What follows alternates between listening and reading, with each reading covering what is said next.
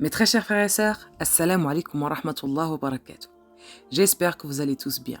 Inch'Allah bidnillah, dans cette vidéo, nous allons voir une histoire magnifique qui part de l'invocation de l'opprimé. Bismillah, commençons.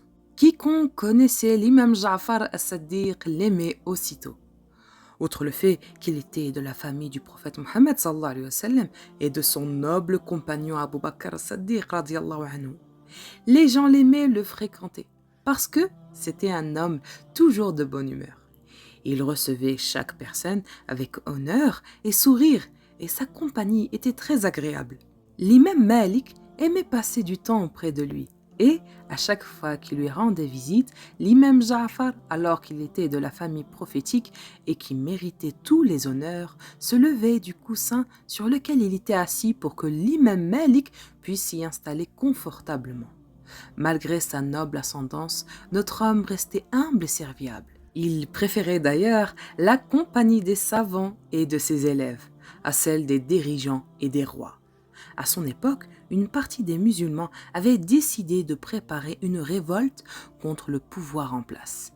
Les chefs de cette révolte n'étaient autres que les cousins de l'imam Ja'far, si bien que les soupçons pesèrent rapidement sur sa personne, dans le but de lui nuire.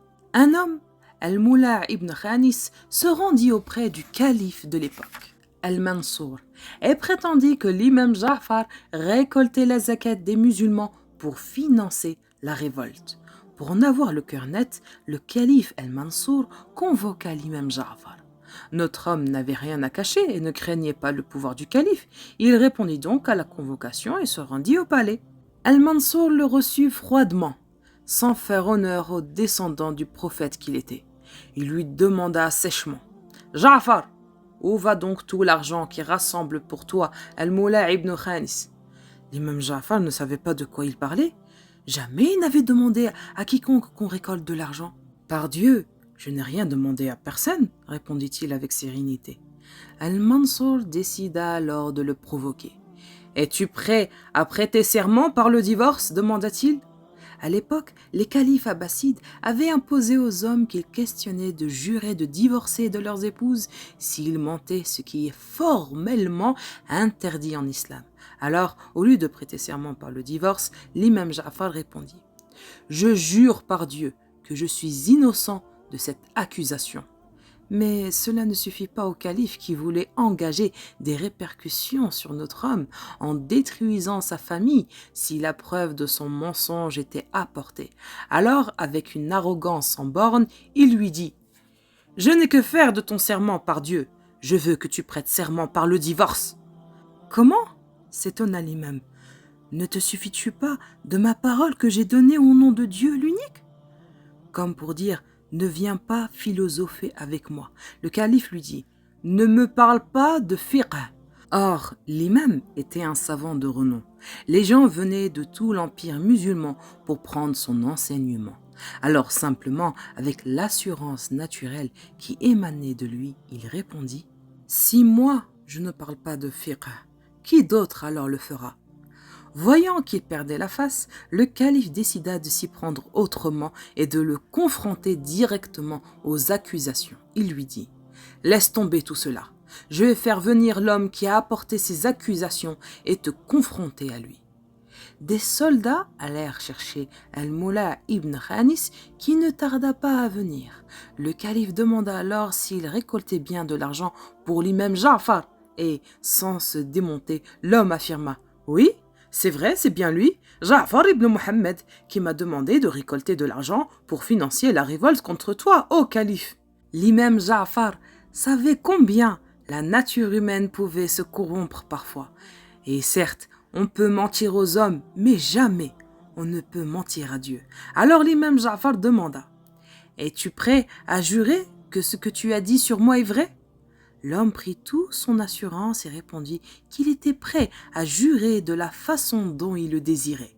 Alors l'imam Ja'far lui dit: « Si tu es sûr de tes dires, alors dis: je me dégage du mouvement et de la force que Dieu m'accorde et je ne compte que sur mon propre mouvement et ma propre force pour dire que je suis sincère dans mes accusations. » La force de ce serment était terrible pour tout être qui craint Allah Azza wa Jal quelque peu. Et jamais un véritable croyant n'oserait prononcer ces mots, car qui peut se targuer de vivre en dehors du pouvoir de Dieu? Qui?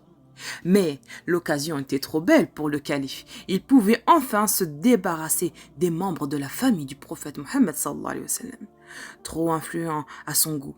Alors, sans même voir l'hésitation non contenue d'Al-Moula ibn Khanis, il lui ordonna « Jure comme te le demande l'imam Ja'far !» Le cœur d'Al-Moula battait à la chamade. Il savait que la force de ce serment n'était pas anodin. Et malgré ses mensonges et ses trahisons, oser défier Dieu n'était une autre affaire. Pourtant, comment se défaire de cette situation face au calife et à l'imam Ja'far sans compter tous les autres témoins de la scène? Alors, il se gonfla d'une assurance feinte, pensa à la récompense que le calife lui fournirait après cette épreuve, et jura par le serment prononcé par l'imam Ja'far as-Saddiq. Mais, soudain, alors que le dernier mot du serment venait de clore ses lèvres, Al-Moula ibn Khanis fut saisi d'un tremblement qu'il n'avait jamais ressenti jusqu'alors. Son regard se fixa une dernière fois sur l'imam Ja'far et tomba raide mort dans un dernier soupir. Toute l'assemblée prit peur. Le calife lui-même se mit à trembler de tout son corps. Qu'avait-il fait? Comment avait-il pu surprendre ainsi un descendant du prophète Mohammed sallallahu alayhi wa sallam, un savant de renom, un homme d'une piété exceptionnelle? Il savait désormais qu'il aurait à payer le prix de son injustice envers la famille du prophète s'il continuait à agir ainsi. Il regarda l'imam Ja'far as-Saddiq et comprit tout son erreur. Allah Azzawajal était de son côté, indubitablement. Alors, la voix tremblante, il dit à l'imam Ja'far: « Oh Abu Abdallah, pardonne-moi. Je me suis fait leurrer par de mauvaises âmes. Sache que tu n'auras jamais plus rien à craindre de moi. Si tu souhaites rejoindre la ville de ton grand-père, Mohammed sallallahu alayhi wa sallam, tu peux le faire quand tu veux. Et si tu souhaites rester auprès de nous, nous saurons t'honorer comme il se doit. À partir d'aujourd'hui, je n'accepterai ni n'entendrai plus aucune parole portée à ton encontre. » L'imam Ja'far décida de rentrer à Médine et ne fut plus jamais inquiété par le calife et ses hommes. Il put continuer sa vie sobre autour de ses élèves et de ses maîtres, à apprendre et enseigner, dispensant fidèlement l'héritage laissé par son arrière-grand-père. Que le salut de Dieu soit sur lui, sur sa famille et ses nobles compagnons.